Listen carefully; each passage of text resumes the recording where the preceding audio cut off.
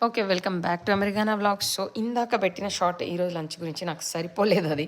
అందుకే దానికి అటాచ్‌మెంట్‌కి ఇంకోటి చేస్తున్నా. సో, ఈ పెరుగు పచ్చడి, ఈ పొట్లకాయ పెరుగు పచ్చడి ఇది చాలా హెల్తీ అండ్ ఆల్సో పెరుగు తినలేనోళ్ళకి బెస్ట్.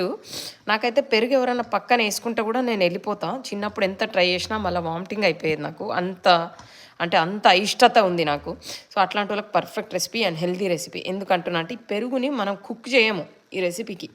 జస్ట్ మీరు కొట్టండి యూట్యూబ్లో చాలా ఉంటాయి వీడియోస్. సో చూసుకోండి. అదనమాట దీని స్పెషల్. కుక్ చేయము, జస్ట్ పోపేసి మనం దీంట్లో వేస్తాం.